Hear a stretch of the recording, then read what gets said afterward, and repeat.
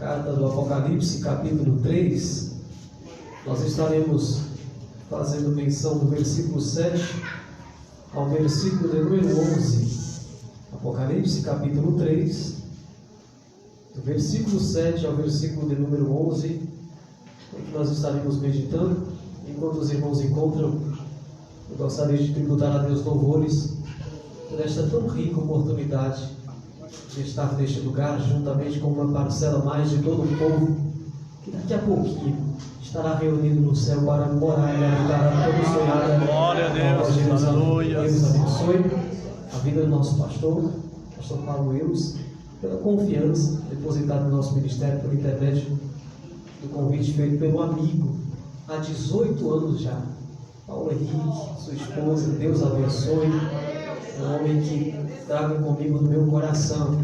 Os irmãos que não me conhecem, o pastor Felipe Cupertino, por misericórdia do Senhor, nós pastoreamos a Assembleia de Deus, o Ministério de Madureira, ali no Jardim Pinheiro 1. E nós estamos ali lutando para poder também chegarmos ao céu. Todos se encontraram? Quero louvar a Deus pela vida dos obreiros, dos pastores que estão aqui conosco. Deus abençoe. É pastor Lindeberg, é? Lindeberg. Se o Senhor me der a graça de chegar na idade do Senhor com pelo menos metade desse vigor, eu estou satisfeito. Graças a Deus. Que maravilha. Deus abençoe todos os obreiros. Quero louvar a Deus pela vida do vosso pastor, pela responsabilidade que tem conduzido esse rebanho. Que trabalho lindo. Deus abençoe. Muito, muito lindo.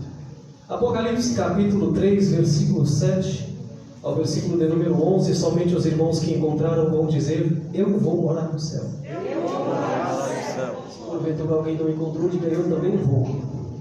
Não pode ficar ninguém. Amém? Olha o que diz o texto.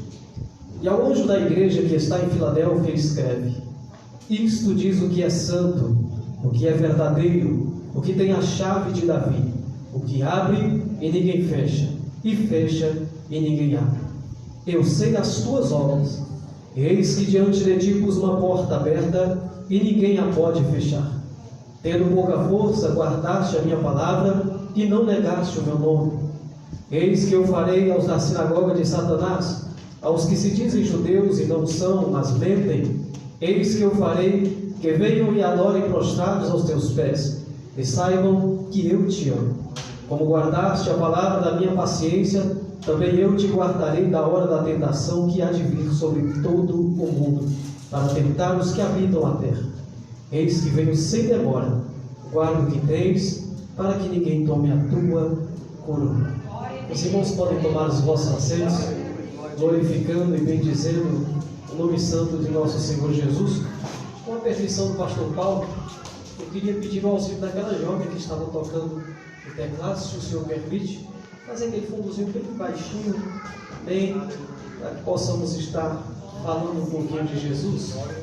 Meus irmãos, eu confesso que são muito raríssimas, muito obrigado, são muito raríssimas as oportunidades que nós temos para poder estar atendendo algumas outras congregações, por conta da grande responsabilidade que pesa sobre nós, estando à frente da obra. O pastor Paulo sabe muito bem da dificuldade que temos de sair, mas um pedido vindo de um amigo é muito difícil de nós recusarmos. Por esse motivo nós estamos aqui, porque o Senhor, no momento que nos fora feito o convite, fez queimar no meu coração esse convite, e de forma pronta nós estivemos aqui para poder atender este convite, feito não pelo pastor Paulo Henrique, mas pelo Senhor Jesus. Se o Senhor Jesus me convidou a estar neste lugar nessa noite, eu estou certo de que Deus tem propósito aqui. Para a meditação daquilo que nós ora acabamos de ler, eu preciso montar aqui aquilo que costumo chamar de pano de fundo histórico. Eu preciso voltar um pouquinho na história. A saber, lá em meados do capítulo número 1 do livro de Atos dos Apóstolos, registrado ou escrito pelo evangelista Lucas, um muito amigo e companheiro do ministério de Paulo, durante boa parte do seu ministério terreno. Diz a Bíblia que, segundo o relato de Lucas, no capítulo de número 1, ele ainda escrevendo como um historiador, até porque haja vista que Lucas, ele só nasce 3 anos após a morte e ressurreição de nosso Senhor Jesus. Portanto, nós entendemos que Lucas não teve o privilégio de ser um participante, um corroborador do ministério terreno de Jesus, mas ele tem a cautela de escrever alguns tratados, sendo esses tratados financiados por um homem muito rico chamado Teófilo, e ele, a nível de viés histórico, vai escrever o evangelho que leva o seu nome, o Evangelho de Jesus, segundo escreve Lucas, e também Atos dos Apóstolos. Pelo menos nos 6 capítulos primeiros deste livro, ele ainda escreve como sendo um historicista.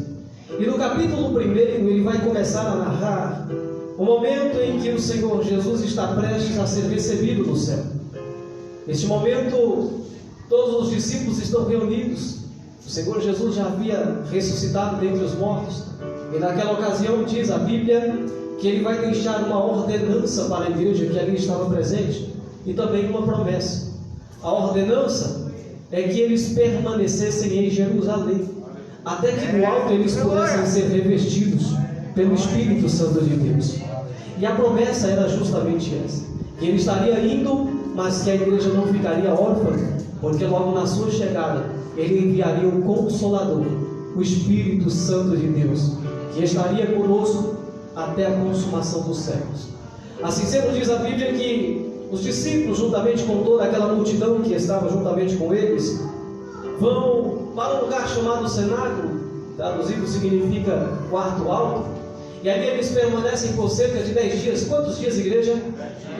Quantos dias, igreja? Cerca de 10 dias é o período que eles passam naquele lugar. E eles não estavam naquele lugar comendo churrasco, tomando Coca-Cola.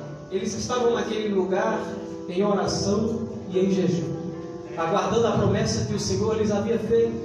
Diz a Bíblia então que depois de 10 dias, segundo o relato de Lucas, quando aquele povo orava, de repente sobreveio sobre aquele lugar um som como de um vento veemente e impetuoso, e de repente toda a casa foi cheia com a glória do Senhor. E diz Lucas que eram vistas no meio daquele povo línguas repartidas como que de fogo, aos quais pousaram sobre cada um deles, e eles falavam outras línguas conforme o Espírito concedia que falasse. Assim sendo, a Bíblia vai dizer que uma grande multidão de pessoas curiosas vão se aglomerar na porta daquele lugar, tentando entender o que estava acontecendo ali dentro. E haja vista que o número de pessoas que entram para dentro do propósito é um número aproximado de 500 pessoas, mas permanecem apenas 120. É muito semelhante ao que acontece nos nossos dias, pastores, porque nós iniciamos campanha, e a campanha inicia que é uma bênção, igreja lotada, casa cheia, mas passa-se um dia, passa-se 2 dias, 3 dias, parece que alguns dos nossos irmãos começam a desfalecer no seu ânimo, e por não serem perseverantes, quebram um elo, quebram 2, quebram 3 elos da campanha, e acabam muitas das vezes perdendo a bênção. Perdendo a bênção por quê? Porque dos 500 que ali estavam, e apenas 120 foram batizados com o Espírito do Senhor naquele momento. São este o grupo daqueles remanescentes, aqueles que não desistiram, aqueles que perseveraram, aqueles que aguardaram confiantemente a palavra dada pelo nosso Jesus por intermédio de uma promessa feita pelo seu Filho. Assim sendo, depois de ter sido cheio, diz a Bíblia que aqueles curiosos, tentando entender o que estava acontecendo ali dentro, não entendendo Pedro, o homem ignorante, bruto, rústico, só que agora cheio do Espírito Santo de Deus, ele sai do lado de fora e ele vai ministrar o seu primeiro sermão depois de ter sido revestido pelo Espírito do Senhor. Diz a Bíblia que como resultado daquele sermão, daquela mensagem, aproximadamente 3.000 almas levantam as mãos e confessam a Jesus como o único e suficiente Salvador de suas vidas. Só que a obra regeneradora do Espírito Santo de Deus não para por aí, porque o texto diz, um capítulo depois, que um certo dia está Pedro e também João se dirigindo para um templo chamado Formosa, pois era a hora da oração, até que eles se deparam com um homem que era aleijado de ambas as pernas, que estava sobre a escadaria do templo, e que de longe já lhe estende a mão para poder pedir-lhe algum tipo de contribuição. Eu penso comigo, a Bíblia não narra isso, mas me permita pensar um pouco. Eu penso comigo que talvez, pastor, Pedro até tenha acotovelado a João e tenha perguntado: meu irmão, tem alguma coisa aí para nós contribuirmos com esse moço? Talvez João responda para Pedro e diz: hoje eu vim desprovido, Pedro. E talvez, estando eles desprovidos daquilo que o homem pode dar, com um coração generoso, agora cheio do Espírito Santo de Deus, eles se aproximam daquele moço e eles vão lançar uma palavra que seria profética para os nossos dias. Só hoje eu entendo isso. Porque quando eles se aproximam daquele moço, ele diz: homem, olha para nós. Perceba que eles estão olhando para o homem que está encurvado, olhando para uma cumbuca de moedas, de contribuições diárias que ele ganhava para poder se sustentar. E quando ele diz: homem, olha para nós, é como se ele quisesse passar uma mensagem para não somente para aquele moço, mas principalmente para a igreja do século 21, que anda tão atarefada com tantas coisas terrenas. E é como se Pedro dissesse: meu filho, se porventura você quer receber de Deus alguma coisa, tira primeiro o olho daquilo que é terreno e olha para as coisas celestiais. Deixa eu dizer para você, se você veio para esta campanha, aleluia, e até então não conseguiu sincronizar no culto, não conseguiu entender o que está acontecendo aqui, se desliga de tudo que está te esperando lá fora, em nome de Jesus. Pelo menos pelos poucos minutos que nos restam aqui, se liga naquilo que o Senhor tem para as nossas vidas neste lugar, nessa noite, em nome de Jesus.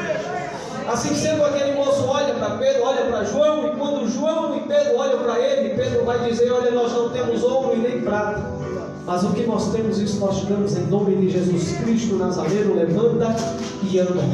Diz a Bíblia que de um salto aquele moço se põe de pé, e a primeira atitude daquele moço é correr para dentro do templo para glorificar a Deus pelo milagre que ele havia recebido de Deus. E por que ele tem essa atitude? Porque durante anos ele era considerado impuro, e por ser impuro ele não tinha o direito de entrar dentro do templo para poder também cultuar a Deus com seus irmãos. E quando Deus lhe dá a vitória, a primeira atitude daquele homem é o quê? É entrar dentro da casa dele para poder glorificar e bendizer o seu nome. É um pouco diferente do que acontece nos nossos dias, pastores. Porque nós estamos acostumados a ver muitos irmãos receberem bênçãos e vitórias, e ao invés de entrar para dentro do templo, eles estão indo embora, tendo que lidar o Senhor Jesus com a ingratidão desses irmãos. E é por isso que tem crente que vai viver na prova a vida inteira, porque Deus sabe que se abrir a porta demais vai perder.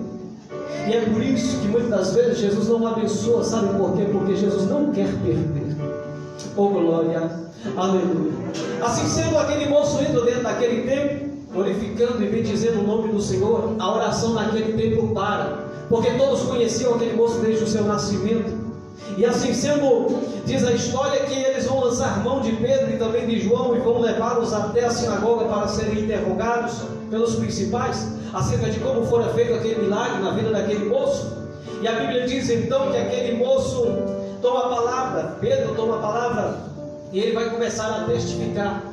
E Pedro diz: olha, vocês se lembram do Cristo Jesus que vocês há poucos dias atrás crucificaram?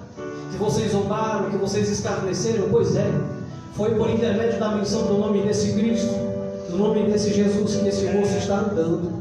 Não é porque eu fiz, não é porque eu sou, não é porque Ele é. Aleluia! A Bíblia diz que uma grande multidão de pessoas está ali para ouvir Pedro. Pedro então inicia o seu segundo sermão depois de ter sido cheio do Espírito Santo.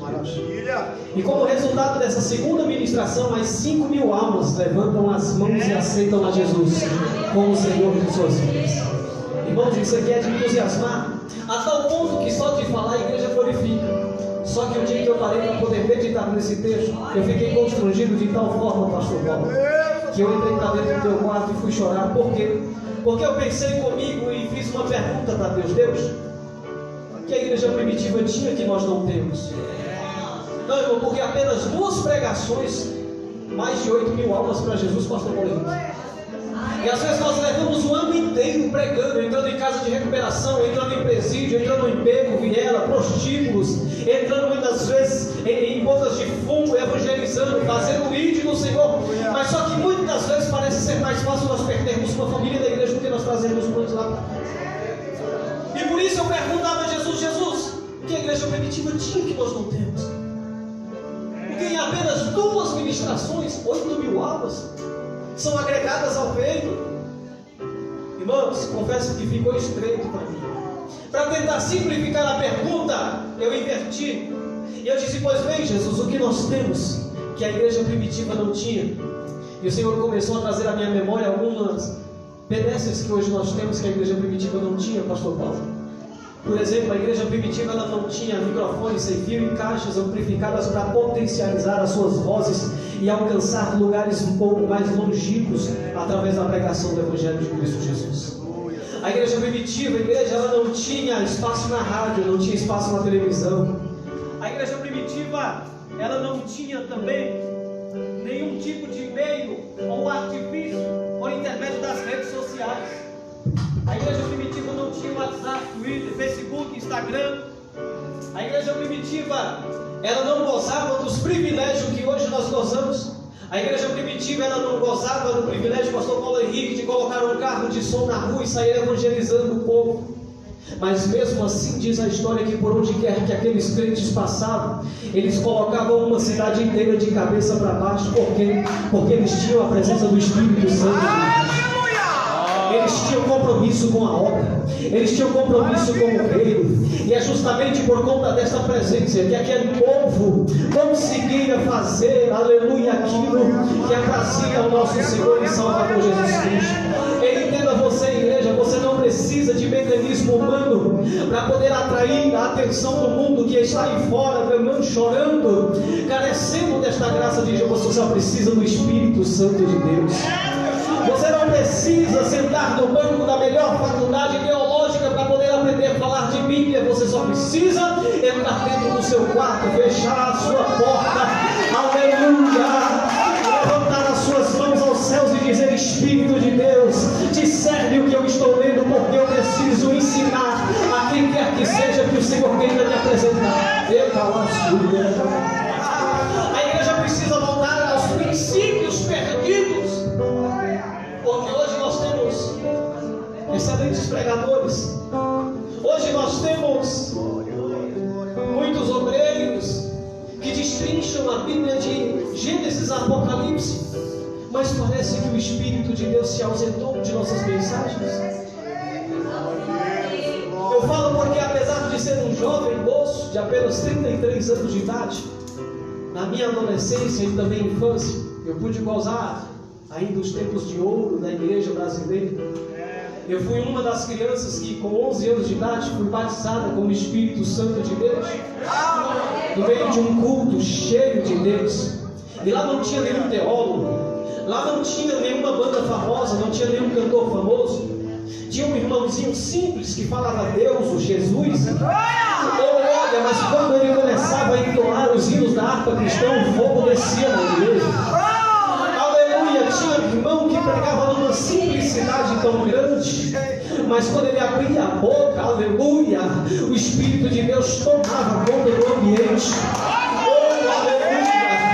Estou falando de um tempo em que a igreja ainda andava em espírito. Estou falando de um tempo em que a igreja ainda prezava pelos bons princípios deixados por intermédio da Bíblia Sagrada e que nós usamos como costume. Escute só isso. Estava eu uma certa noite, pastor Paulo Henrique. Na época eu estava residindo com a minha avó. Minha mãe, afastada dos caminhos do Senhor, foi nos visitar. Minha avó fez um convite para que ela fosse à igreja juntamente conosco. Eu me lembro que naquela noite, uma das obreiras, no final da administração do apelo, ela foi até onde a minha mãe estava, do meu lado, pastor Paulo. E ela começou a fazer um apelo para a minha mãe. Minha mãe sempre foi muito ignorante. E desviada ainda, eu falei: meu Deus. E a obreira começou: você não quer aceitar Jesus hoje? Não quer reconciliar? E ela: não, hoje não. E ela insistia: minha mãe, não, hoje não. Eu fui vendo minha mãe ficar nervosa, irmão. E eu fui ficando nervoso com aquilo. Eu disse: daqui a um pouco minha mãe vai fazer um barraco na igreja.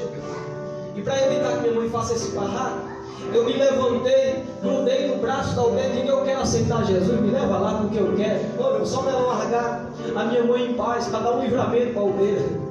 Aí ela me levou na frente, e quando eu olhei para trás, mais ou menos umas 12 ou 14 crianças veio me acompanhando também. E eu me lembro que aquela diaconisa, ela chegou no meu ouvido e ela só disse assim: olha, quando o pastor começar a orar, você só vai dizer glória a Deus e aleluia. Glória a Deus e aleluia. Eu disse: é só glória a Deus e aleluia? Ela é. Eu falei: então tá bom. E eu me lembro que quando o pastor começou a orar, eu comecei: glória a Deus, aleluia. Glória a Deus, aleluia, glória a Deus. E eu olhava para o lado e tinha uma jovenzinha, Os jovens aqui vão lembrar disso aqui, principalmente os mais velhos. Sabe aqueles namoro de criança? Você namora com a menina, mas ela nem sabe que você namora com ela. Só naquele negócio de troca de olhar. Tinha uma mocinha da igreja, do conjunto, que eu olhava para ela e tinha um interesse nela. Só que eu tinha vergonha de chegar. E eu olhava para ela e no meio desse negócio de glória a Deus e aleluia, eu comecei a chorar. E eu olhava e ficava com vergonha porque eu estava chorando, mas não conseguia parar de dar glória a Deus e aleluia. E quanto mais eu dava glória a Deus e aleluia, mais um fogo ia subindo. Quando de repente o Espírito Santo de Deus me toma, e juntamente comigo aquelas outras 14 crianças que estavam ali aceitando a Jesus ou reconciliando com Jesus. E justamente naquela noite eu fui batizado com o Espírito Santo de Deus. Nós não precisamos de cantores famosos, de pregadores de renome, nós só precisamos do Espírito Santo de Deus. Então você que é por intermédio da pregação enxertada pelo Espírito de Deus, é que Pedro consegue ganhar em 2 pregações 8.000 almas para Jesus. Eu quero já profetizar para você, levante a sua mão em nome de Jesus, que o Espírito Santo de Deus ele seja a base do seu ministério, que o Espírito Santo de Deus ele seja a base, aleluia, do seu lar, que o Espírito de Deus ele seja a base para tudo que você quiser.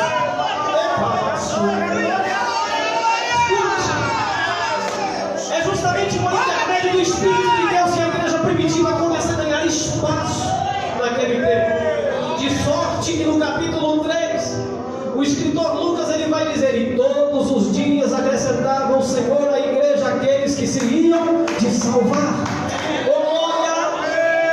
E justamente por conta do grande crescimento da igreja, a Bíblia diz que um certo jovem pregador chamado Estevão, entusiasmado com aquilo que o Espírito de Deus havia colocado no seu coração, ele vai pregar. E por pregar ele é preso e apedrejado em praça pública. Um certo moço chamado Saulo de Tarso participa do homicídio, fica entusiasmado com aquilo. E quando ele fica entusiasmado, diz a história que ele vai pedir cartas de autorização para iniciar uma perseguição contra os cristãos. Porque sendo Saulo zeloso pela lei, ele entendia que os princípios que Cristo havia deixado para os seus discípulos colocariam em risco aquilo que eles receberam de Moisés na antiga lei. E assim sendo, por ser zeloso, ele inicia então um plano de perseguição contra a igreja, só que ele não consegue dar início, porque a história todos conhecem. É no caminho para Damasco que ele tem um encontro diante da glória do resplendor de Cristo Jesus, cai cego, é levado até a ruazinha chamada direita, em casa de Judas, permanece ali 3 dias orando a Deus, até que Deus desperta o profeta chamado Ananias. Ananias então vai até a casa de Judas, ora por ele, as escamas caem nos seus olhos, ele sai dali, vai para a Arábia, passa 3 anos na Arábia, esperando que o tempo apagasse a má fama que ele trazia consigo de perseguidor e inquisidor do Evangelho. E só depois de 3 anos ele retorna então para Damasco. Em Damasco ele é perseguido pela igreja local e ele corre para a igreja sede lá em Jerusalém. Lá em Jerusalém ele bate na porta da igreja sede e pede ao pastor presidente, o pastor Pedro, uma oportunidade para poder iniciar o seu ministério e pregar o Evangelho. O pastor Pedro lhe recebe com um não muito do bem dado. Ô irmão, quando novo convertido, quantas vezes eu bati em Pedro, o pastor Pedro, o pastor Paulo? Como é que pode? Jovem convertido, cheio de vontade de fazer a obra, e o pastor impossibilita e diz não. Só que hoje, como pastor, eu entendo que não é qualquer um que chega aí dizendo ser pregador, que nós temos que colocar em cima do altar para falar ao rebanho que Cristo confiou sobre os nossos cuidados. Eu disse que o Senhor está de parabéns pela responsabilidade e a forma que o Senhor conduz esse rebanho, justamente pelo cuidado que o Senhor teve para poder me trazer. Pediu foto, pediu vídeo, eu amo esse tipo de cuidado. Temos que ter referência de quem nós estamos confiando nos nossos altares para falar.